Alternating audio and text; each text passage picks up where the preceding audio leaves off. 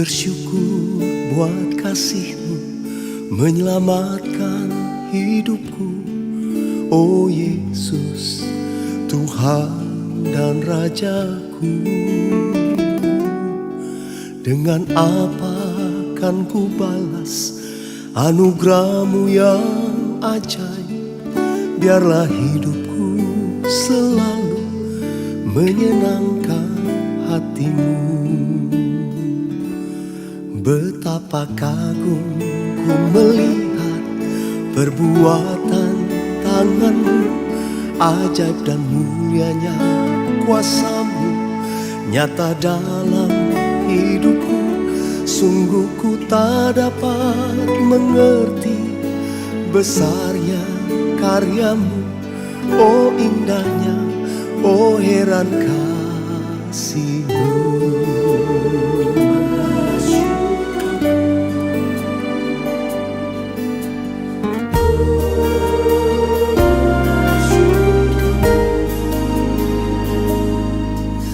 Bersyukur buat kasih-Mu menyelamatkan hidupku. Oh Yesus, Tuhan dan Rajaku. Dengan apa kan ku balas anugerah-Mu yang ajaib? Biarlah hidupku selalu menyenangkan hati-Mu. Betapa kagum ku melihat perbuatan tangan-Mu, ajaib dan mulianya kuasa-Mu nyata dalam hidupku. Sungguh ku tak dapat mengerti besarnya karya-Mu. Oh indahnya, oh heran kasih-Mu. Betapa kagum ku melihat perbuatan tangan-Mu, ajaib dan mulianya kuasa-Mu nyata dalam hidupku. Sungguh ku tak dapat mengerti besarnya karya-Mu. Oh indahnya, oh heran kasih-Mu. Sungguh ku tak dapat mengerti besarnya karya-Mu. Oh indahnya, oh heran kasih-Mu. Sungguh ku tak dapat mengerti besarnya karya-Mu.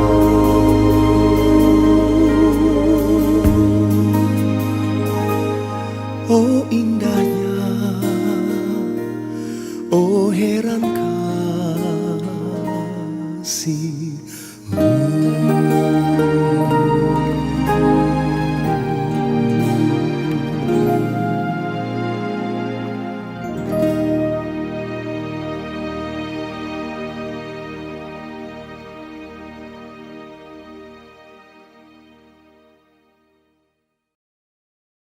Shalom, shalom jemaat Tuhan. Satu anugerah karena rasanya ada desakan daripada Roh Kudus untuk mulai malam hari ini. Setiap hari Selasa kita ada ibadah online tengah minggu. Tidak seperti ibadah online hari Minggu yang berdurasi 1 jam lebih. Tetapi ini hanya berdurasi sekitar 15 sampai 20 menit saja. Kita akan lakukan mencoba untuk konsisten, yaitu setiap hari Selasa malam seperti hari ini adanya. Dan seri daripada ibadah online tengah minggu kita, saya berikan tema yaitu adalah The New Normal. Jadi kita akan bahas perkembangan-perkembangan ekonomi, perkembangan bisnis, perkembangan pelayanan, perkembangan apa saja untuk kita diperlengkapi oleh firman Tuhan, diperlengkapi oleh narasumber-narasumber yang nanti saya akan undang. Mereka ekspertis, mereka orang-orang yang memang berkecimpung di dalam dunia bisnis, dari bankers, ada pilot, ada investor, ada kontraktor, ada dosen. Nanti kita akan lihat perspektif bagaimana the new normal Indonesia ke depan. Nah, saya sudah bahas sedikit mengenai the new normal ketika ibadah ulang tahun tanggal 17 Mei yang lalu. Saya berikan judul yaitu New Normal. Karena bagaimanapun juga kita sekarang ada di zaman yang baru. Kita ada di era yang baru.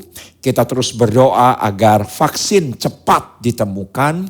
Kita berdoa agar Tuhan sendiri yang cabut angkat itu yang namanya corona virus. Tetapi WHO saja sudah mengatakan bahwa yang namanya corona akan seperti HIV. Never ending. Tidak akan pernah ada akhirnya. Saya tetap percaya dengan iman kita semua bahwa segala sesuatu pasti ada ujungnya. Pasti selesai. Pasti berakhir. Karena apa? Karena itulah iman percaya kita.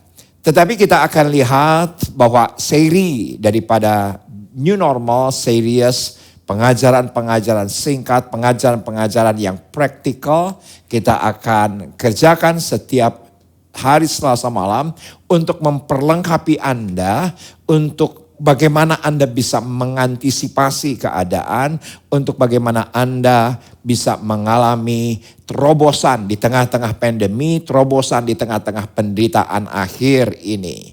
Matius pasal yang ke-24, ketika itu perikop LAI di ayat yang ketiga, permulaan penderitaan. Dan Yesus membentangkan permulaan penderitaan sebelum kedatangan Tuhan kali kedua berdasarkan pertanyaan di ayat yang ketiga. Yaitu ketika itu Yesus sedang duduk, murid-muridnya bertanya bagaimana dan apa saja yang akan terjadi bila kedatangan Tuhan kali kedua, tanda kesudahan segala sesuatunya. Yang saya ingin bacakan untuk Anda yaitu adalah ayat yang ke-8.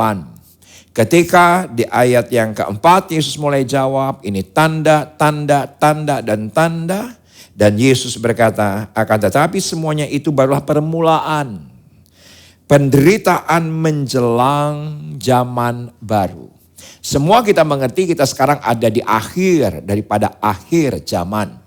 Dan kita harus mengantisipasi bukan hanya roh kita saja, bukan keimanan kita saja, bukan teologi kita saja, tetapi kita juga harus mempersiapkan dan mengantisipasi kemungkinan-kemungkinan dalam kehidupan ini, kemungkinan-kemungkinan dalam bisnis, dalam usaha, dalam medis, dalam pendidikan. Kita akan lihat ini di zaman baru ini, di mana kita akan dapati the new normal. Nah, bulan Juli direncanakan bahwa pemerintah akan melonggarkan, membuka PSBB. Bahkan diinformasikan bahwa gereja atau tempat ibadah boleh dimulai. Nah, saya pun sudah meminta hikmat dari Tuhan, menerima informasi dari berbagai sumber. Kita juga harus secara lentur, fleksibel, kita bisa beradaptasi dengan keadaan sebelum vaksin itu ditemukan. Kalaupun ditemukan harus distribusi 6 miliar manusia. Sebelum itu kita akan ada pada titik penderitaan. Dan ini adalah permulaan dari zaman baru. Alkitab yang berkata demikian. Nah, kita harus fleksibel, kita harus beradaptasi, kita harus lentur, nggak bisa kaku, bahasa anak muda lemesin aja. Karena kita harus mengikuti aliran-aliran apa yang Tuhan mau, kita masih hidup di zaman ini. Dan kita akan melihat gereja akan berubah, bisnis akan berubah, pekerjaan akan berubah, tata krama, tata kelola, tata kehidupan daripada masyarakat juga akan berubah. Dan kita nanti akan diperlengkapi oleh narasumber-narasumber yang ada. Dan saya percaya bahwa ibadah online tengah minggu ini akan memberkati. Sedikit saja dari saya, sebelum nanti minggu depan saya akan interview narasumber-narasumber yang Tuhan sendiri pilih. Jadi dari sisi saya sebagai gembala sidang, sebagai hamba Allah pun harus memperhitungkan, yaitu adalah the new normal daripada bulan Juli mendatang. Tentunya gereja kita, semua kita tahu, tempat duduk 350 sampai 370 tentunya itu akan disesuaikan nantinya. Kenapa? Karena social distancing itu pasti diberlakukan. Paling maksimal 175 tempat duduk sekali kebaktian. Dari 7 kali kebaktian, sudah sedemikian rupa harus persedikit itu yang namanya kursi, itu kita harus hadapi ini the new normal. Dan setelah itu kita juga harus berpikir bahwa kita harus bagi kategorial usia ibadah. Tentunya yang usia 50 tahun ke atas karena lebih rentan akan penularan tidak akan pernah bisa digabungkan dengan yang muda. Ini pasti kita akan kerjakan itu. Belum lagi dari pintu masuk. Di depan kita nanti di gerbang itu sudah ada disinfektan, sudah ada hand sanitizer, sudah ada pemeriksaan suhu tubuh. Sedemikian rupa kita akan atur. Itu juga adalah bagian daripada the new normal sebagai gereja. Nanti juga masuk harus diatur sedemikian rupa pintu masuknya. Yang paling penting nanti adalah pintu keluarnya. Dan pasti ibadah kita tidak akan lagi 1,5 jam. Nanti akan cukup berkurang, mungkin maksimal hanya 1 jam saja. Kenapa? Karena gereja kita tidak tinggi, apa ini namanya, apa ini namanya, plafonnya, AC dengan banyak orang itu akan beresiko semakin lama ketika mereka ada di satu ruangan. Jadi ini juga kita harus perhitungkan, bahkan gereja-gereja Amerika sudah memprediksi tidak ada pujian penyembahan. Kenapa tidak ada pujian penyembahan? Karena dikhawatirkan ketika pujian penyembahan, ketika menyanyi, ketika berteriak, itu akan ada yang namanya droplets. Yaitu adalah percikan daripada air liur ditangkap oleh AC dan itu sangat berisiko besar. Mungkin kita agak sulit dalam hal ini. Jadi mungkin pastinya nanti kita ibadah pakai masker. Karena tanpa masker tidak mungkin kita bisa beribadah. Dan saya pun nanti akan khotbah tidak seperti ini. Saya khotbah, saya mungkin pakai masker shield yang sedemikian rupa, dan itu kita harus ikuti. Kita nggak bisa, oh enggak, iman saya nggak gitu. Saya percaya Tuhan saya luar biasa. Tetap kita juga harus berhikmat sedemikian rupa. Pastinya nanti kita tidak ada lagi salaman. Apalagi pelukan, apalagi cipika-cipiki. Itulah bagian daripada new normal gereja. Dan pasti bahwa ketika nanti kita ada ibadah sekalipun tetap ada gereja online berjalan bersama-sama. Karena dengan tempat duduk yang semakin terbatas, tempat duduk yang semakin sedikit, dan mungkin juga ada beberapa orang berkata, saya ke gereja beresiko, lebih baik saya di rumah, atau saya bisa ada platform untuk saya bisa beribadah. Maka kita pun juga harus menyesuaikan diri dalam kehidupan gereja, the new normal seperti demikian. Nanti juga mungkin tidak akan ada lagi pembagian kolekte. Kenapa? Karena itu sangat beresiko. Maka nanti akan transfer bank, digital wallet itu akan menjadi the new normal dalam kehidupan kita. Yang dulunya anomali, yang dulunya aneh, yang dulunya tidak lazim, itu akan menjadi sesuatu yang biasa. Itu dari sisi gereja. Dan gereja juga nanti itu harus menyesuaikan sedemikian rupa jam ibadahnya, durasi ibadahnya, konten ibadahnya, itu sedemikian rupa kita akan berubah. Dan saya hanya mau berkata kepada semua Anda, memasuki era the new normal ini, persiapkan hati kita, persiapkan hidup kita, tapi lebih daripada segalanya, persiapkan bukannya iman tapi juga imunitas agar Anda sehat. Selagi kita sehat, kita memberitakan firman, kita menjangkau banyak jiwa. Dan bagi teman-teman yang mengikuti ibadah ini, sekali lagi saya katakan kepada Anda, bukan hanya like pelayanan daripada ERC Media ini, tetapi juga pastikan share kepada orang-orang di sekitar Anda. Karena data penelitian mengatakan 97% penduduk Indonesia itu memegang handphone, memegang smartphone. Jadi itu bisa dibagikan kepada siapa saja, dan setelah itu Anda juga bisa subscribe. Dan Anda juga bisa mendapatkan ada banyak video-video dari ibadah-ibadah online kita di ERC Media ini. Kenapa saya harus umumkan? Karena ini akan menjadi bagian kehidupan kita.